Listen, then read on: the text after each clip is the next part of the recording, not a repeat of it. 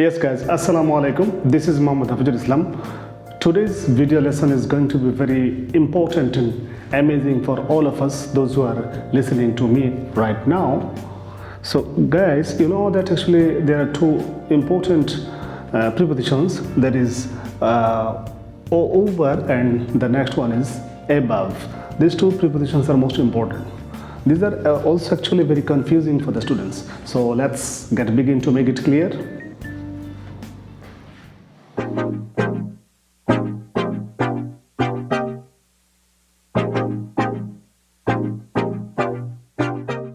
Yes guys, welcome back to my channel Magnificent English. আজকে আমাদের লেসনে আমরা এই ওভার এবং অ্যাবাভ এই দুটো প্রিপোজিশনসকে ক্লিয়ার করব কয়েকটা এক্সাম্পলসের দ্বারা। আপনারা দেখতে পাচ্ছেন বোর্ডের মধ্যে লেখা আছে ওভার।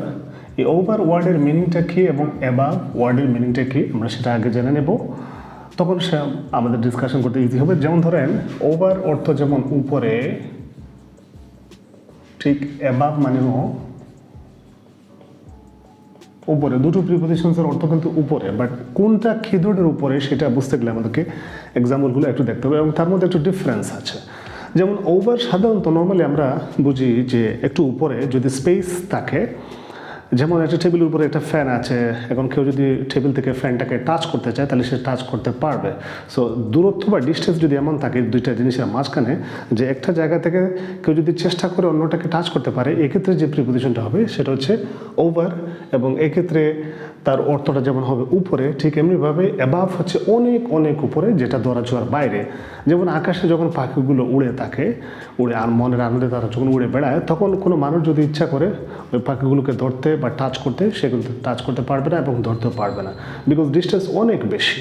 সো ডিস্টেন্স যদি অনেক বেশি থাকে এবং সেটা ধরাছোঁয়ার বাইরে থাকে, এক্ষেত্রে যে উপরে বলতে আমরা যে প্রিপোজিশনটা ব্যবহার করব সেটা হচ্ছে অ্যাবাভ। তাহলে চলুন দেখা যাক এক্সাম্পলসগুলো দিয়ে আমরা ক্লিয়ার করে নিই। ফার্স্ট অফ অল এখানে দেখতে পাচ্ছেন number 1, the fan is dash the table.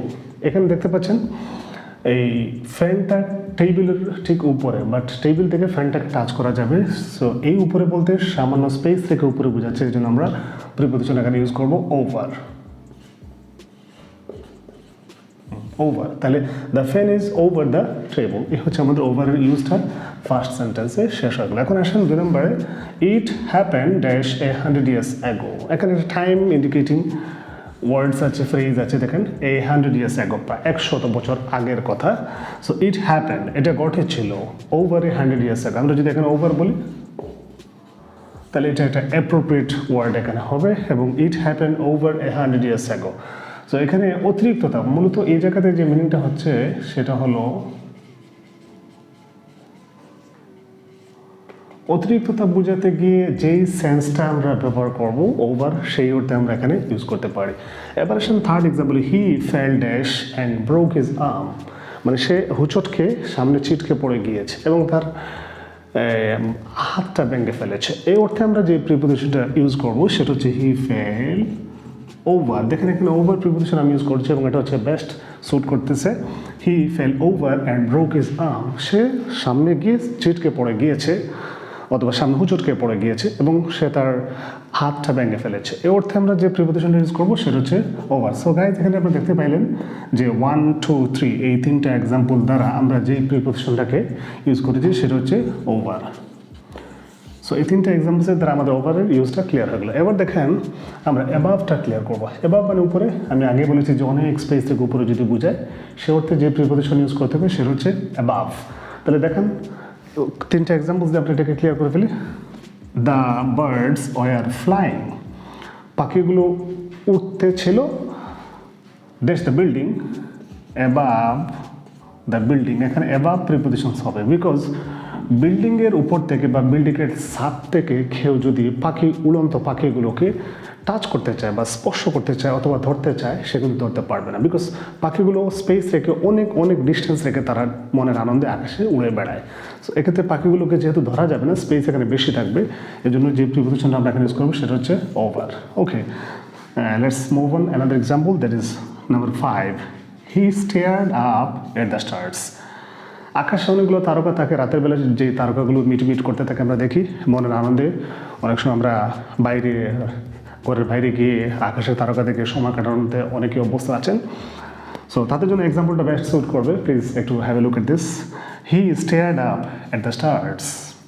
তিনি তারকাগুলোর দিকে তাকিয়েছেন, বাট ওগুলো কোথায় অবস্থিত আছে সেটা আমাদেরকে বুঝতে হবে। সেটা হচ্ছে অ্যাবাভ। এখানে অ্যাবাভটা হচ্ছে অবস্থান অর্থে, মানে অনেক উপরে অবস্থান অর্থে এখানে ইউজ করা হয়েছে। সো এক্ষেত্রে এই ওয়ার্ডটাকে আমরা সাধারণত অ্যাডজেক্টিভ আর না বলে আমরা তাদেরকে বলবো অ্যাডভার্ব। এখানে কিন্তু অ্যাডভার্বের ইউজ হয়ে গিয়েছে এটা। যদি অ্যাবাভ আছে প্রিপোজিশন অর্থে আমরা এখানে তার অর্থটা নিব উপরে, বাট গ্রামাটিক্যালি এই অ্যাবাভের এখন নাম প্রিপোজিশন থাকবে না, এটা হয়ে যাবে অ্যাডভার্ব। ওকে, এবার চলো লাস্ট এক্সাম্পল, যেমন please reply to dash questions. এখানে দেখেন আমরা যদি উপরে কোয়েশ্চেন্স বোঝাতে চাই তাহলে অ্যাবাভ কোয়েশ্চেন্স বলব। এই অ্যাবাভটা যদিও এখানে প্রিপোজিশন হিসেবে মনে হচ্ছে সে ইউজ হয়েছে, বাট এটা কিন্তু হয়ে গিয়েছে অ্যাডজেক্টিভ। এটা অ্যাডজেক্টিভ হয়ে গিয়েছে। আপনারা দেখেন কীভাবে, বিকজ এই অ্যাবাভ ওয়ার্ডটা ডাইরেক্টলি কোয়েশ্চেন্স এই নাউন ফর্মটাকে সে মডিফাই করছে, সে এটার এক্সট্রা মিনিং দিচ্ছে, এক্সট্রা ইনফরমেশন দিচ্ছে, এই জন্য এই অ্যাবাভটা হয়ে গিয়েছে অ্যাডজেক্টিভ। ওকে, সো গাইজ আপনারা দেখতে পাইলেন যে please reply to the above questions. এক্ষেত্রে আমাদের অ্যাবাভের ইউজটা 3টা এক্সাম্পলসের দ্বারা ক্লিয়ার হয়ে গেল। সো এখানে আপনারা যে এক্সাম্পলসগুলো দেখতে পাচ্ছেন সেটা হচ্ছে অ্যাবাভের এক্সাম্পলস, এবং উপরে যে 3টা এক্সাম্পল আমরা দেখতে পাচ্ছি সেটা হচ্ছে ওভারের examples. So thank you very much guys, hopefully all of you enjoyed my video today's lesson. I think that you will be benefited much more, and please have a look at the upcoming video. Thank you very much. Have a nice day. Bye bye.